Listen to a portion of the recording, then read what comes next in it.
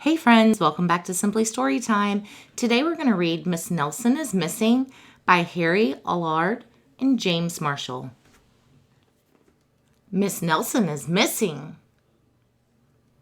The kids in room 207 were misbehaving again.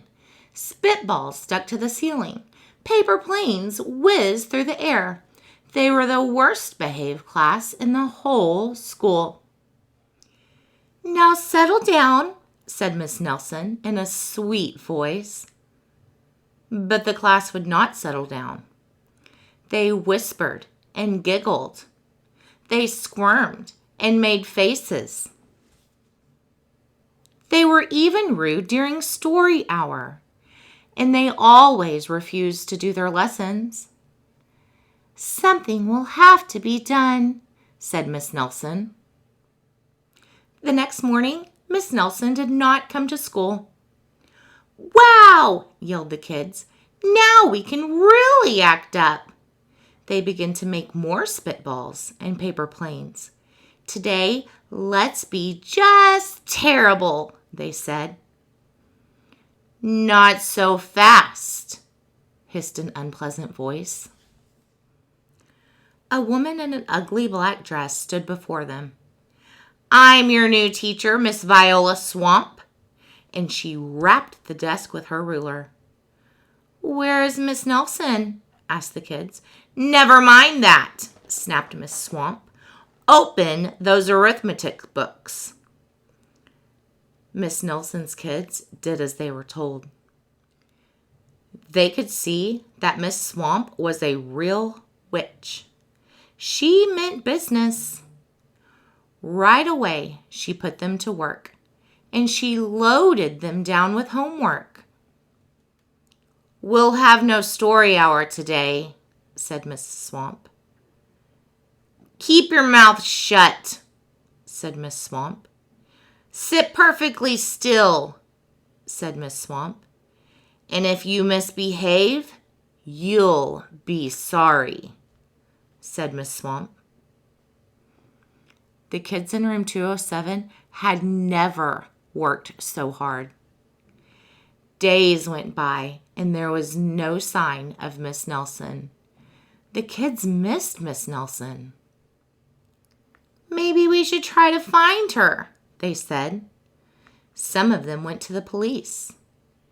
Detective McSmog was assigned to the case.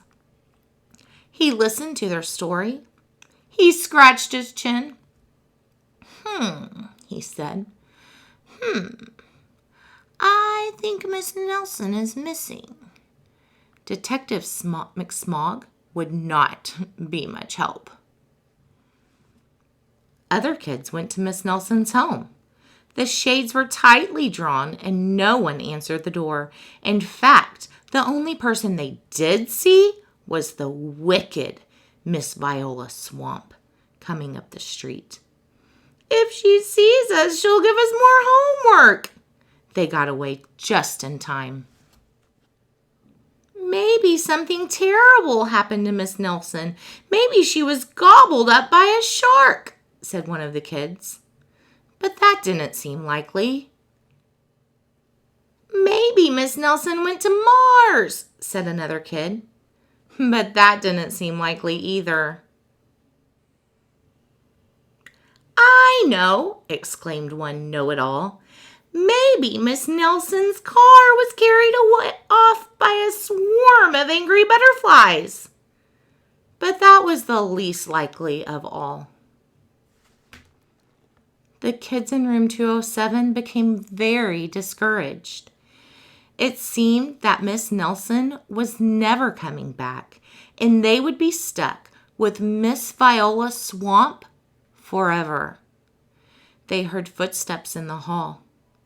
Here comes the witch, they whispered.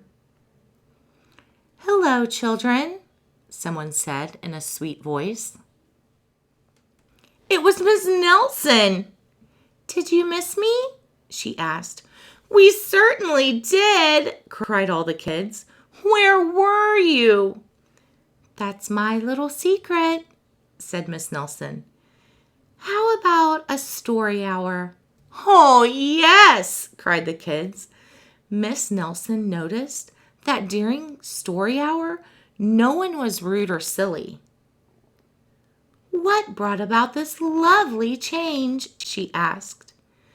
That's our little secret, said the kids. Back home, Miss Nelson took off her coat and hung it in the closet, right next to an ugly black dress. When it was time for bed, she sang a little song. I'll never tell, she said to herself with a smile.